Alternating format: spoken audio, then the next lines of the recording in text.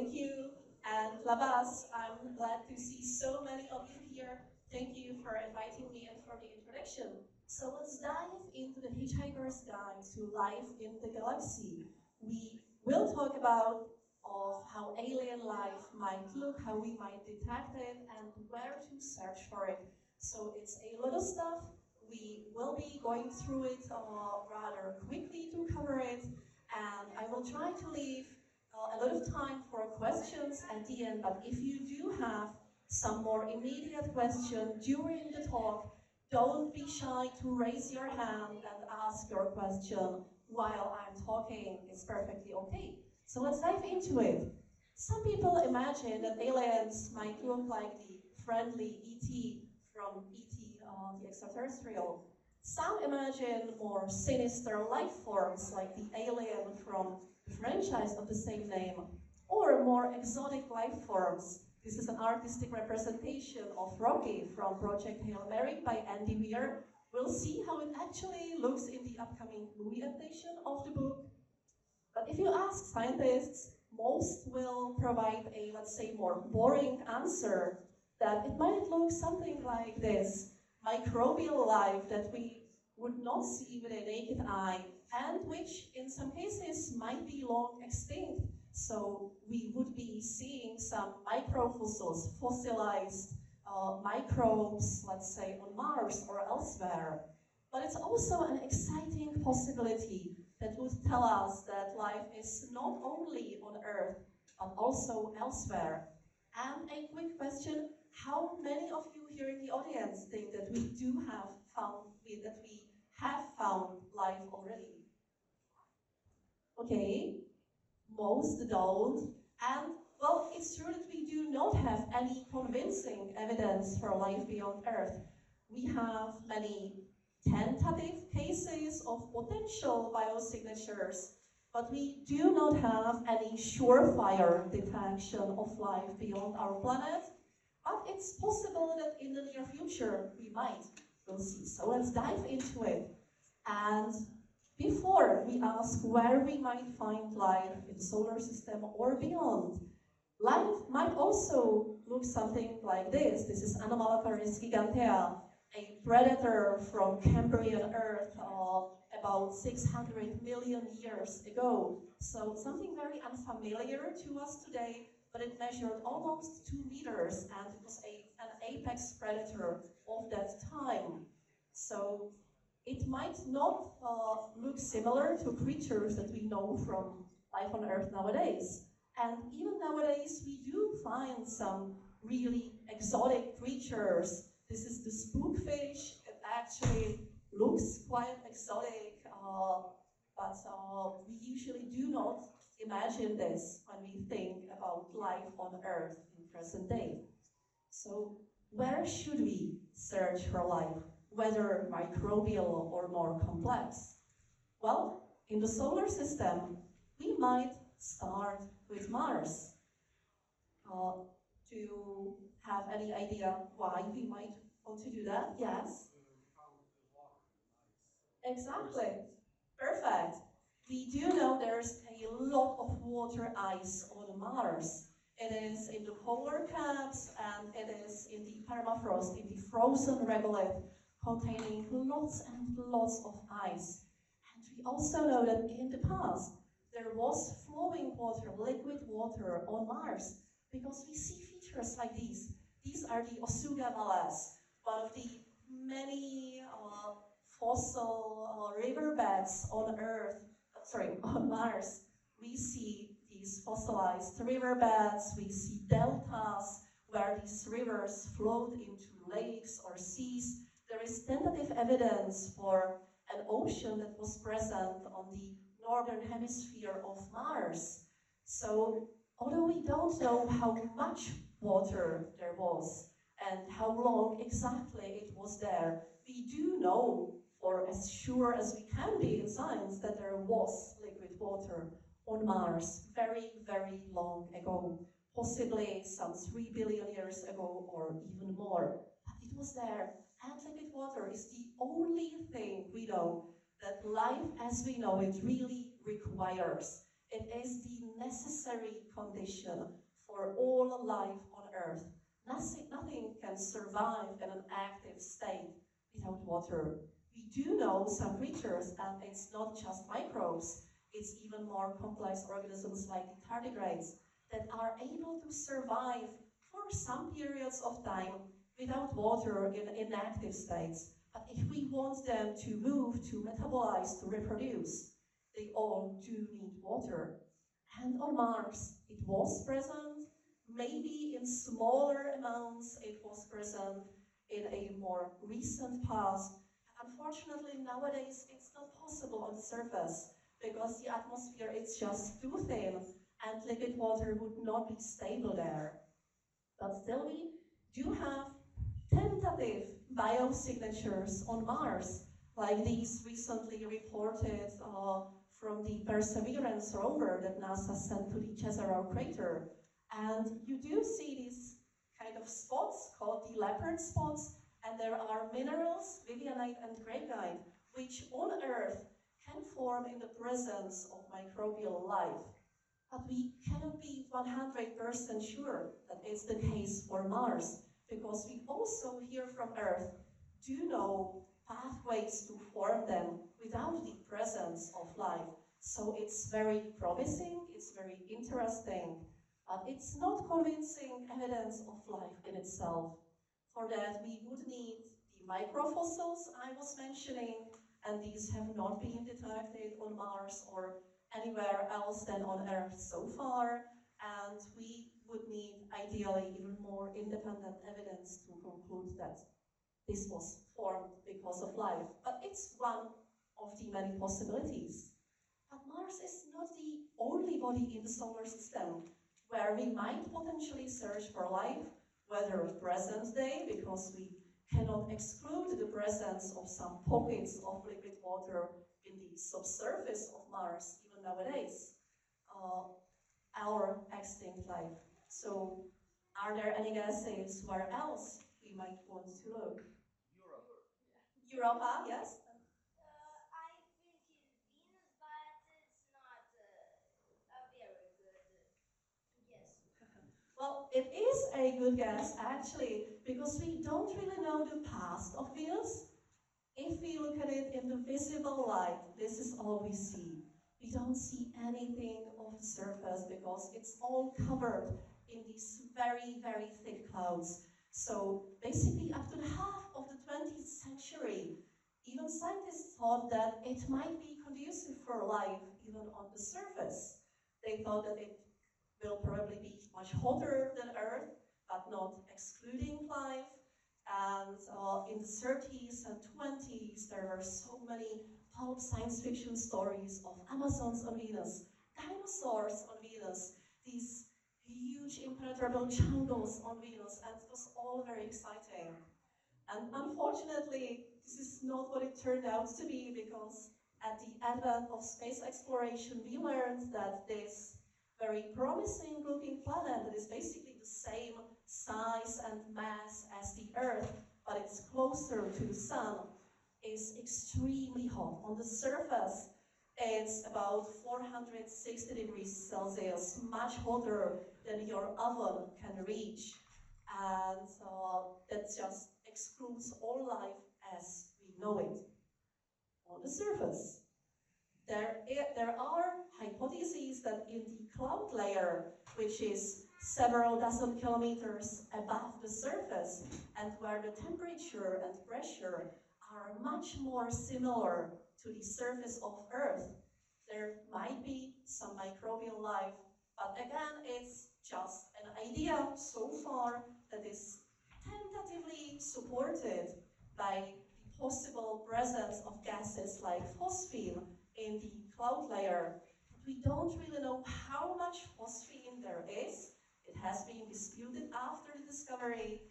And of course, the possibility of life solely in a cloud layer without any surface or solid surface to land on begs so many questions, like would it have all the macro and micronutrients it would need to survive? How it would protect itself against the UV radiation, which would be very strong there? Would it be able to exist stably and reproduce, again, only in the cloud layer? On Earth, we do know of microbes that are able to survive and reproduce in Earth's atmosphere, in droplets of water in the clouds, but they are not adapted for living only there. They can survive there, they can reproduce if they are brought there by winds and storms, but they are still adapted to life on solid Earth. So while life in the cloud layer is a possibility we can't exclude yet, we definitely do not know whether it is there or not. And we do not know the history of Venus. It's possible that it has been this greenhouse gas hell ever since it formed about 4.5 billion years ago when the solar system was forming.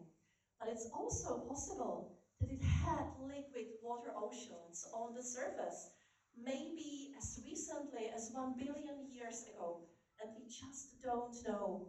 We do have to send more probes to Venus to study its history and be like detectives, piecing together the puzzle from things like different isotopes that are present in the atmosphere or surface composition, because the surface of Venus is basically unexplored. It has been mapped by radar and it has been landed on by the Soviet Venera landers almost half a century ago. But we still know extremely little about it. We think there might be active volcanoes, but all of these things we are not completely sure of.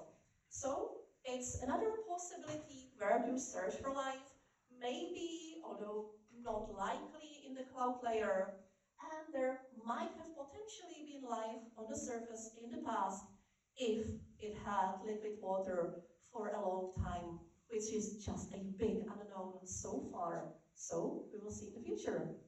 And I heard Europa, and that's another great place to search for life in the solar system, because on this moon of Jupiter, you can on the surface see this really bright icy surface with really few craters. And for planets and moons, those with a solid surface, craters are something like wrinkles for humans. If you see two people, one with many wrinkles and another with smooth skin, you can make a guess which one is younger and which one is older. And of course, it's always a guess with some uncertainties. But you can apply basically the same principle to solid surface planets and moons, because the more craters we have, the older the surface is. It hasn't been changed by volcanic activity, by erosion, by tectonic activity, and so. And on Europa, we see really few craters. You could count them on your fingers, which indicates that the surface is very young. The same is indicated by the very bright ice.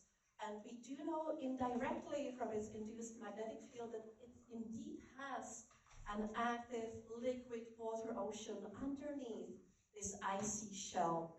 We know very little about how deep it is, how salty it is, because we can have some estimates based on the induced magnetic field and its gravity, but these are just very wide estimates. So we do know there's liquid water, we do know that the moon is geologically active, but does it have life? We do not know that for sure now. We only know about the potential conditions for life, about the presence of liquid water. So with future probes like Europa Clipper or Jupiter Icy Moons Explorer, we will know more about this moon. They will not answer the question about life, but they will tell us more about its possibility. But there is another icy moon, which is, for me, even more promising to search for life, if only because it's easier to do so. And that is Saturn's moon Enceladus. It's much smaller than Europa. I mean, Europa is almost comparable to our moon in size, and Enceladus is comparably much smaller. So if you basically placed 2 or 3 Lithuanians side by side, That would be the diameter of Enceladus. I always use the Czech Republic, my country of origin, as the example, because it's basically the same size as the Czech Republic from the eastern to western ends. But yeah, you could also use Lithuania for comparison. So it's really tiny. You also see this bright water ice on the surface. It has more craters in some areas, some are smoother. And near the South Pole, you can see these cracks called the tiger stripes. And during each orbit of Saturn, there are geysers. And the Cassini probe sent there by NASA actually flew through these geysers. It measured their composition. So we know that it's about as salty and in a similar redox state as the oceans on Earth. We do know there is molecular hydrogen, which might be produced by some lower temperature hydrothermal activity inside the moon. So it's really, really exciting. It looks like it has all the conditions for life to arise. But again, whether it has life or not, we do not know yet. It's an exciting place to look in the future. But this is an even more exotic possibility. We're still around Saturn. Do you recognize this moon? Yes, it's Titan. It's one of the biggest moons of the solar system together with Ganymede, both bigger than the planet Mercury, and it's the only moon in our system to have a substantial atmosphere, even thicker than Earth's. And on the surface, with radar, we can see these reflections. This is a mosaic of radar images from the Cassini, and we do see these reflections indicating liquid on the surface. We are near Saturn, 10 times as far from the Sun than the Earth is, so it receives about 100 times less sunlight. It's really, really cold, and even though Titan is somewhat warmer thanks to its methane-containing atmosphere, it's still around minus 160 degrees Celsius, so really, really cold. So this liquid is not water. Water behaves like rock on Titan, and this is actually light hydrocarbons like methane and ethane. And it begs the question, could life exist in a solvent other than liquid water? Could we have exotic life using these hydrocarbons as a solvent? And it's an extremely speculative question in science.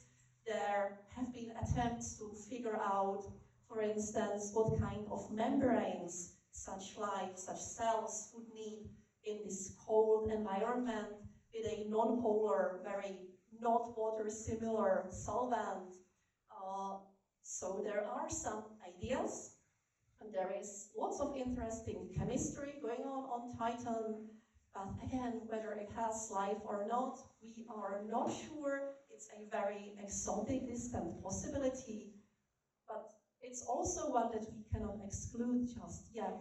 And in the future, the Dragonfly probe will go there. It should be launched in about 2 or 3 years' time.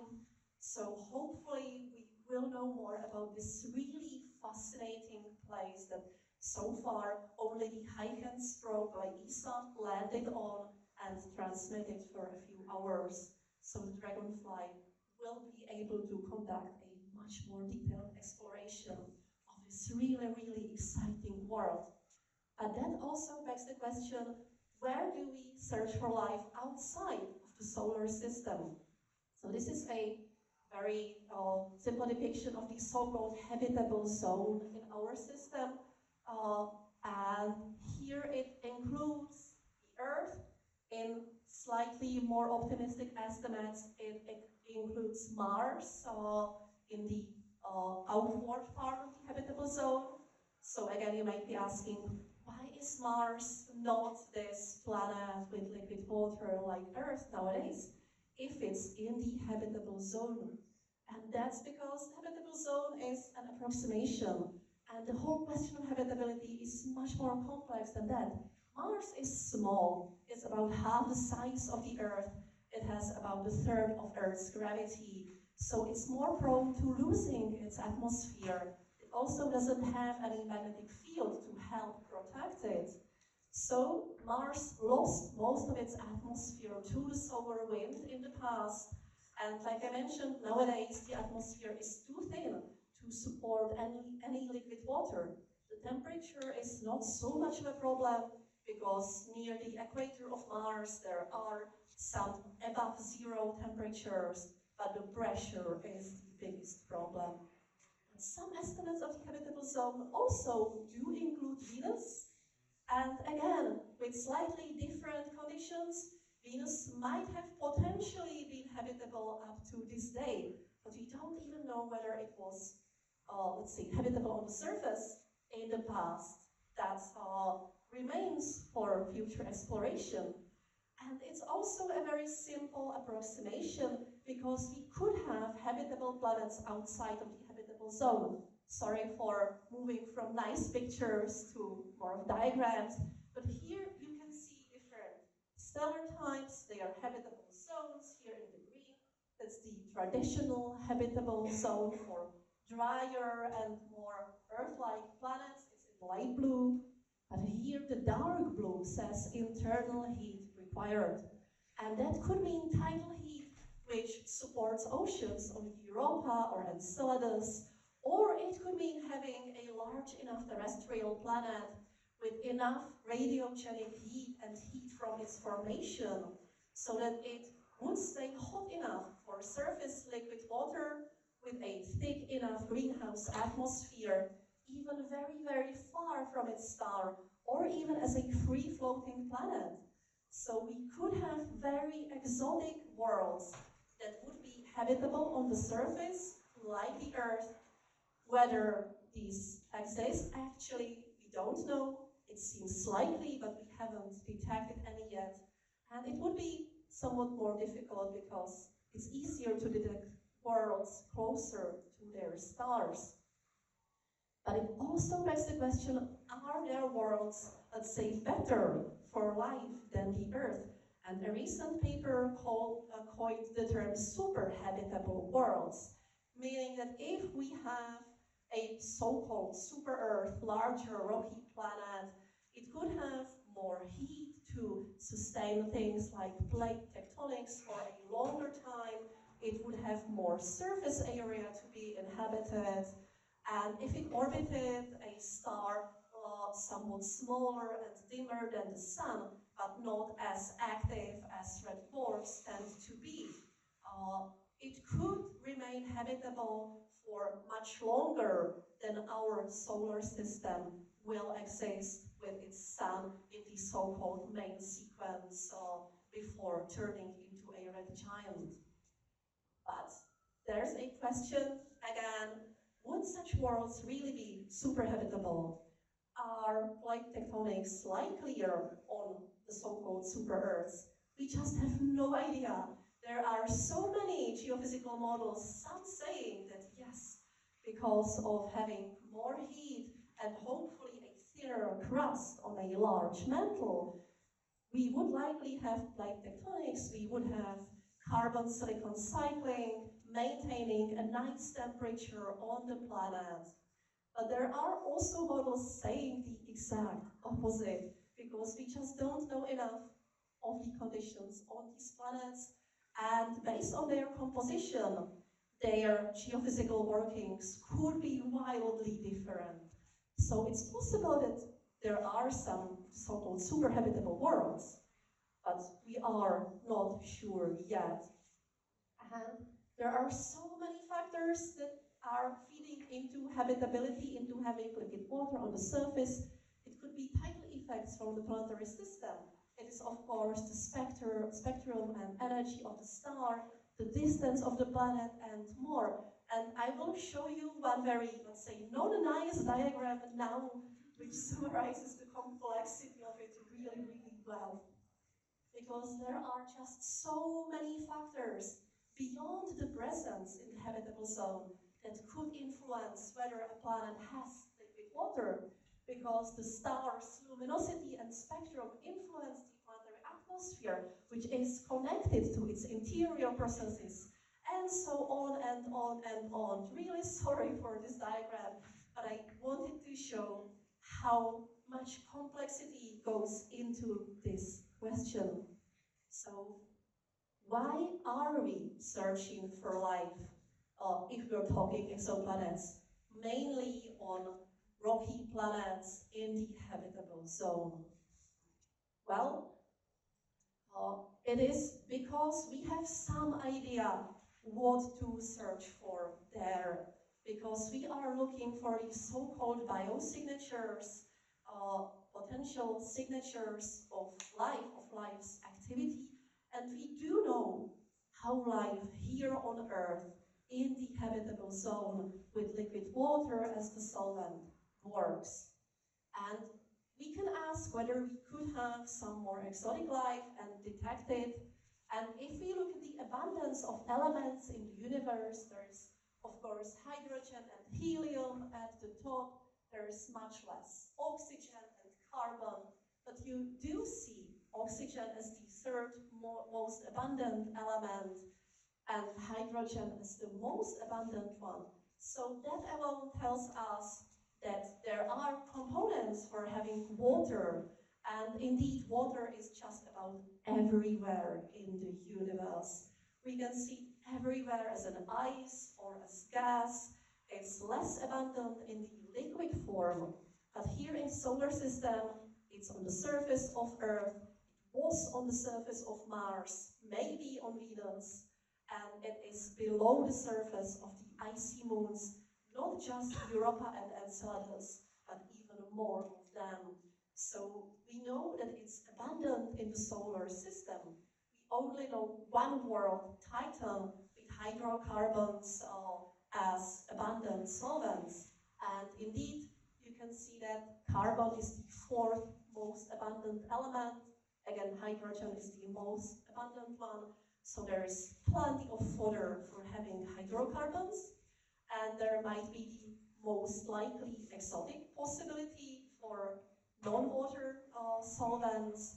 There also could be things like mixtures of ammonia with water, which are likely present in some more distant icy moons and dwarf planets. Again, we don't know that for sure, but hopefully we'll learn in future. So this is something that we might be looking for, but we don't really know what the biosignatures might be. We might also be looking at silicon life because many, let's say, backbones for life other than carbon have been proposed. Silicon is still a very abundant element, but it has several problems. You might know this creature.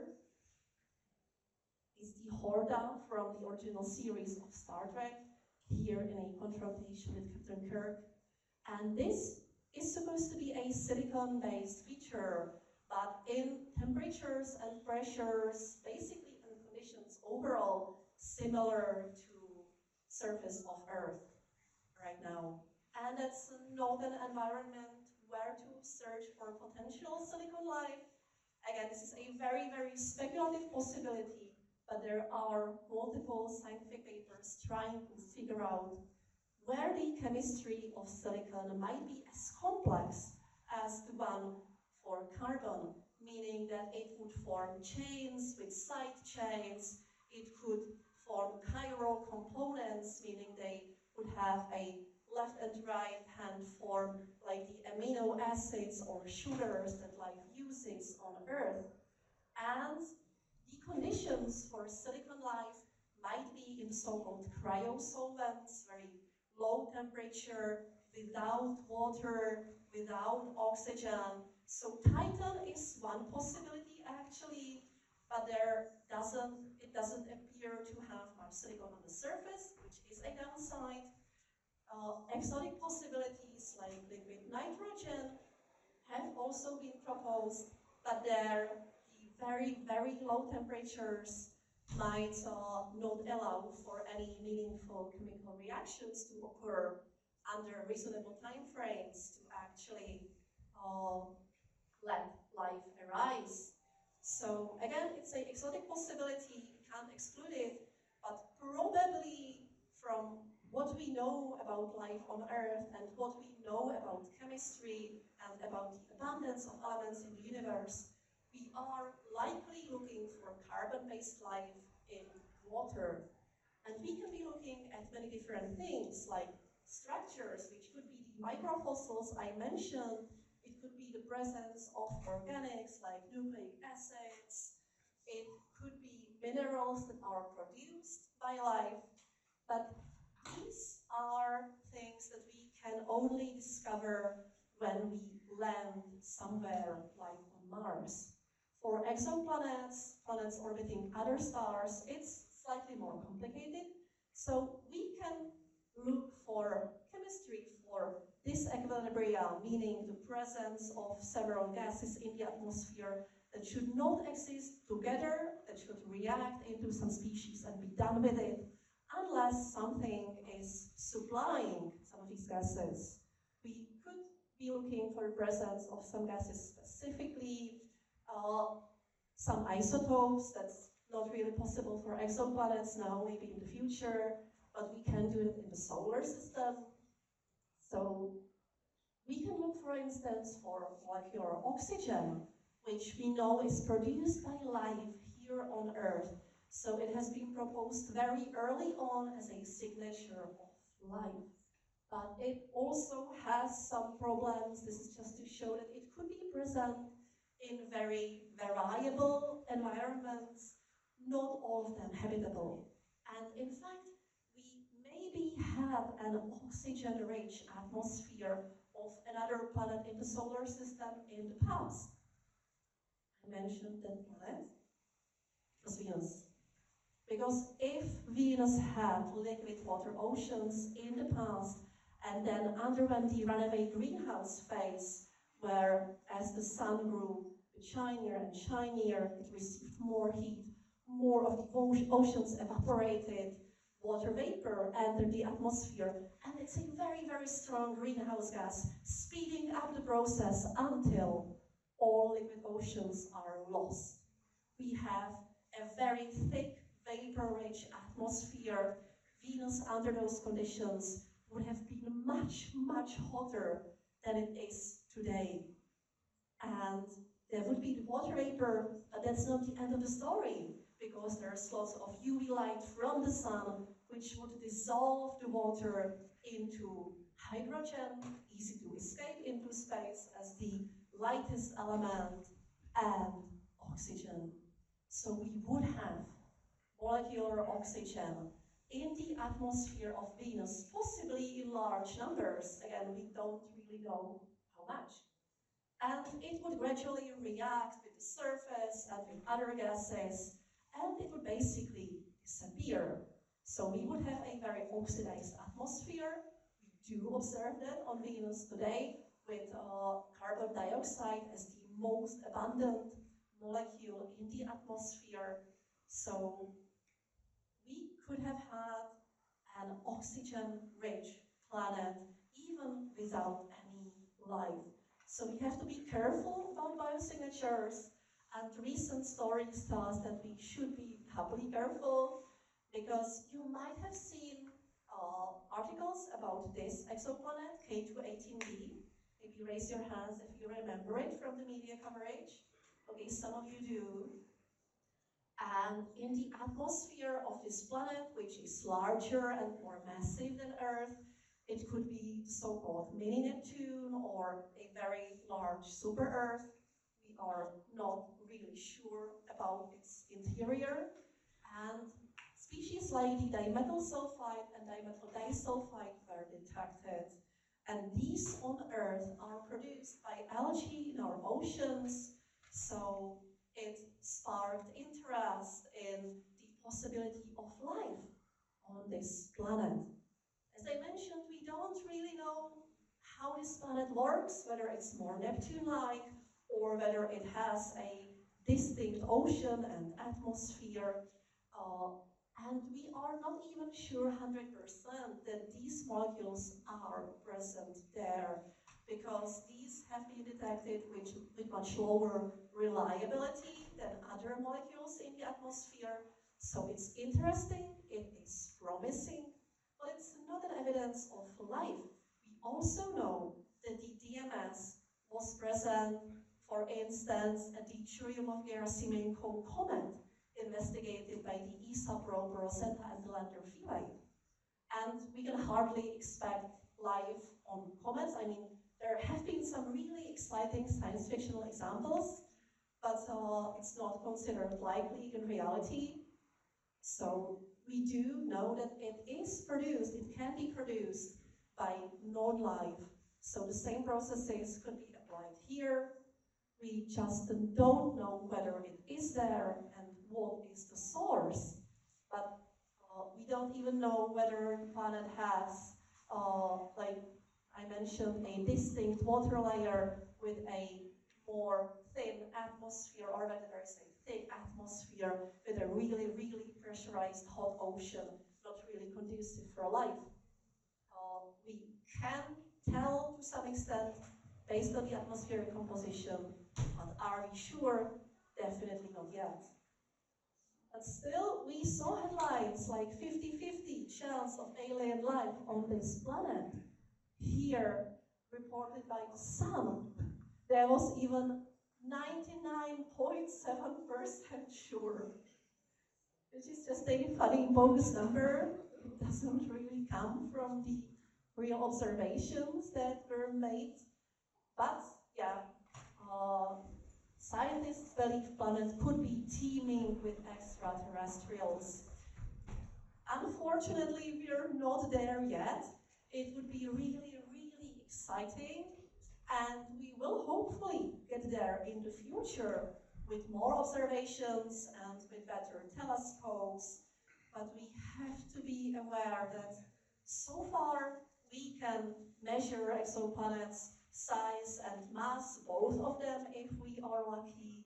We can measure their atmospheric composition if possible, but with many uncertainties, with much noise, and well, then this 99.7 sure turned into scientists who found evidence for life. Not potential evidence, not tentative evidence, but found evidence of life, which would be great.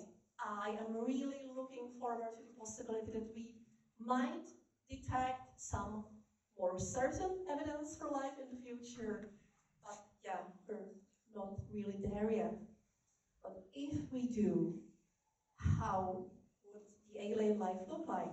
Well, I mean, of course, microbes are one possibility, one, let's say, most likely possibility, but if there is more complex life out there, how would it look like? We can speculate about it because there is, unfortunately, basically no possibility of knowing during our lifetimes. We can't expect any very complex life in the solar system. I mean, there might, if we are lucky, be some simple multicellular life, let's say, in the oceans of Europa or Enceladus, but it would still be very simple. It would likely not be visible under the naked eye. You would need a microscope to see it. But if there is life on exoplanets, it could be more complex, it could be more Earth-like, but there we just have no possibility to actually take a picture or to go there in the foreseeable future, which is also why if we detect more reliable biosignatures, we will likely not be really sure for a very long time, if ever, if there really, really is life or not. But it's great fodder for science fiction, so let's go speculate. And these are two evolutionary biologists that are basically on the opposite spectrum of thinking how alien life might look like. This is Simon Conway-Morris, and he's a big proponent of what is called evolutionary convergence, meaning arriving to basically the same result through different paths. And I can boil it down to saying that if we have a vaguely Earth-like planet and there is some intelligent life, then it would be on the surface, not in the ocean. It would have a head on on the top of its body to be able to surveil its environment. It would likely have 2 hands, 2 legs for better movement, etc., etc.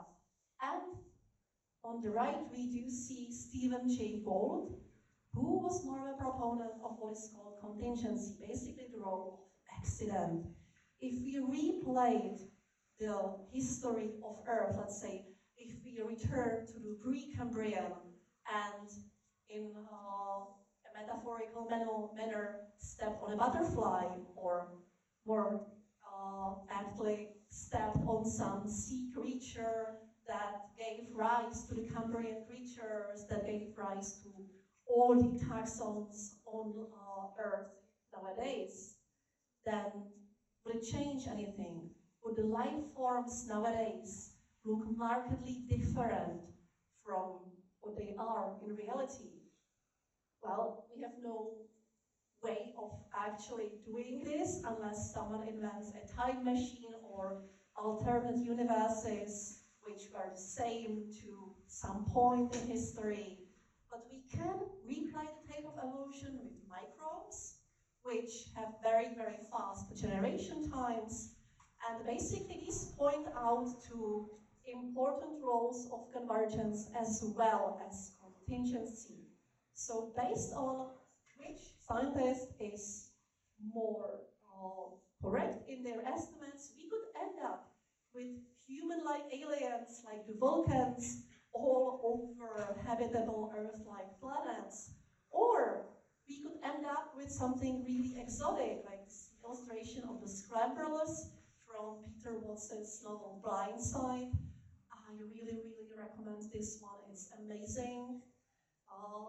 And we can't yet say which option is more likely because we just have no data. The only life that we know so far is here on Earth, and we do know that convergence happens, but the role of accident is also really, really big. So, yeah, if you are writing your science fiction novels, you can reason both approaches. I personally love exotic aliens, non-humanoid aliens, but you, let's say, can find some scientific support for either possibility. And we can speculate, let's say, with slightly more data about, for instance, how plants would look like under other suns because they would be influenced by the stellar spectrum. But again, there are many possibilities. And this speculation has a long tradition. These are images from a 1908 article in the Cosmopolitan, written by H.G. Wells, saying the things that live on Mars. And it's scientifically correct based on what we knew about Mars in the early 20th century, because we didn't know exactly how thin the atmosphere was. I mean, most people didn't think it likely that there were civilizations or complex life or anything. That was basically discounted. But the possibility of life was still there. So he argued what life would look like with less stellar heat and light and with lower gravity. So these estimates basically worked. And nowadays we can make the same guesses for exoplanets. But we have to remember that we can be as far off from the reality as Wells was in the case of Mars over 100 years ago. And these speculations have a really long tradition. I mean, there are other planets and being on them in the Orlando Figueroa legend, or in Japanese myth of the bamboo cutter from the 10th century, or in the astronomer Johannes Kepler's posthumously published, basically the first real science fiction novel, Somnium, where the protagonist travels to the moon and meets moon creatures. And again, in Kepler's time, we just didn't know there could have been moon creatures. There was too little knowledge about the moon to exclude the possibility. So this speculation has a really long tradition, and we will be pushing our knowledge of the solar system and exoplanets forward in the future, knowing more, somewhat constraining these possibilities, but also asking more and more exciting questions, because there is nothing like the end point of knowledge in science. There is always something more interesting to ask. So before we commence questions, there is some science fiction that deals with astrobiology. These are just two examples of anthologies I edited at the European Astrobiology Institute for Science Outreach, where each of the stories is accompanied by a popular science article about the topic. First one, Strangest of All, is free to download. The second one is available as an ebook or paperback or hardback for purchase. And I would also like to ask you if you're interested in the possibilities of habitability and life elsewhere in the galaxy. We do have a survey on this QR code with our colleagues from Prague, Copenhagen, and Paris, using the Drake equation, trying to estimate the number of communicative civilizations in the galaxy for outreach and education. So it will be really helpful if you can fill that in. And we do have some 10 minutes for your questions, so please do ask away. Yes, there's a question in the back. Hello, first thank you for recommending Blind Side. I do believe it's a very overlooked book in certain ways. Now, you mostly talked about ability of finding biosignatures of living creatures. SETI, as far as I know, usually tries to go for the technological symbols. Usually radio signals, but there were some more interesting beliefs later. How much do you interact together? Because it seems that the two groups are looking for very different things. Yes, indeed. Thank you for the great question. So the, let's say, traditional astrobiology and SETI communities are still a bit distinct, but they have been blending more in the recent past. For instance, last year there was a great conference in Durham, Impact of Finding Life Beyond Earth was the full title, I think.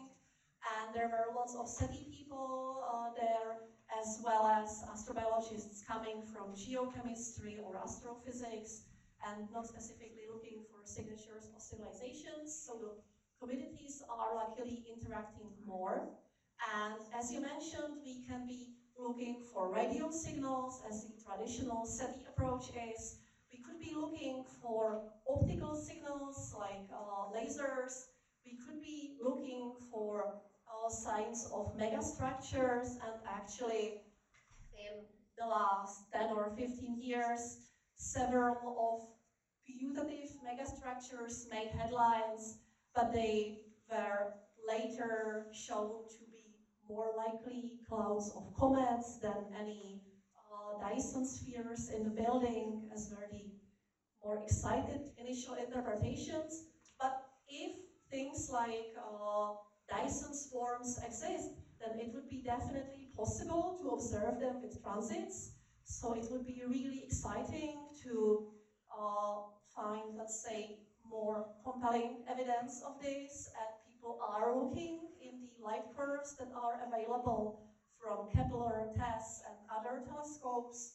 So, I mean, hopefully, if they exist, we will find them. And as to radio, we have been listening for such a short time. It has been just over 60 years of listening somewhat consistently, and still our coverage is somewhat meager, and the radio signals would dissipate over large distances unless they were a really powerful narrow beam. So it's not surprising that we have not detected anything, and I mean, hopefully, if there are other civilizations in the galaxy which we just don't know currently, we would be able to detect any signals if they are transmitting, which is, well, another big unknown.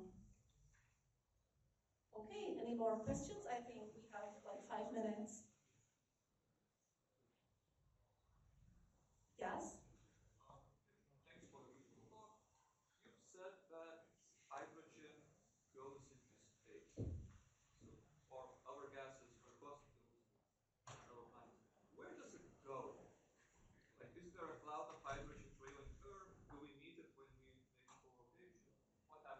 Thank you for the wonderful question. So, in case you didn't hear, what happens to the hydrogen escaping from planetary atmospheres into space? Is it like trailing after the planet? And basically, yes, but it's to such a tiny extent for Earth that, I mean, we wouldn't be able to observe it well. I mean, we are here, it can be observed, but if the Earth was an exoplanet, we wouldn't see it. But we can see escaping atmospheres trailing after some exoplanets, which are very close to their stars, which is really, really exciting. I don't remember their catalog names, but I can look them up later. So basically, exactly like you mentioned it is what happens. But you know, for Earth-like planets, the escape is minimal, it's very slow. For more gaseous planets, very close to their stars, like hot Jupiters, hot Neptunes, this escape can be quite substantial. Of course, it's easiest for hydrogen to escape, but other gases are escaping as well, so it can be observed. Okay, any more questions? Yes? Okay, I guess that would be the last one. But you talked about astrobiology. There's also the ethnology. What about astropsychology? Like, you know, in the book, the same light side, there's three body problems. About the possibility of trying to modulate the potential outlooks of any civilization we would find, and how, you know, actually dangerous to us they might be. Are there any, you know, more scientific, even if philosophical, you know, element, you know, research into this? Thank you. It's also a great question. What about astropsychology, trying to model, let's say, the psychology of aliens? I would say that it's too speculative to try to model it based on the only civilization we know and the only biosphere we know, but there have been some attempts. And on the philosophy side, there is, for instance, Nováková, who is active in SETI, and he has several books on the ethics of civilizations and how they might possibly interact with us if we ever made contact. So it's definitely interesting from the philosophical point of view. From, let's say, like more of the hard sciences point of view, there is just no data, and it's really amazing speculation for science fiction. Again, Blind Side by Peter Watts is such an amazing book in this respect. Also, the Three Body Problem trilogy.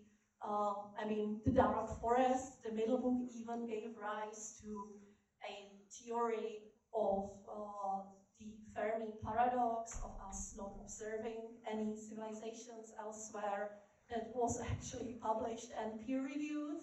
So yes, and definitely science fiction and science can interact in really exciting ways in this respect. And since we have about 3 minutes and someone else should be probably coming here, I would like to thank you all for your attention.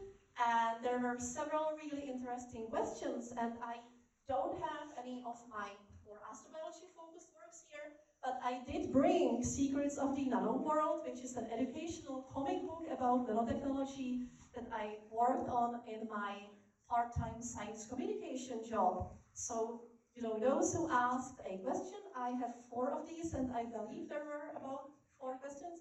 There was this gentleman in the front with Venus, and there are those 2 questions in the back, and someone else maybe. I have 4. So. Thank you very much, and I hope you enjoy the rest of the program.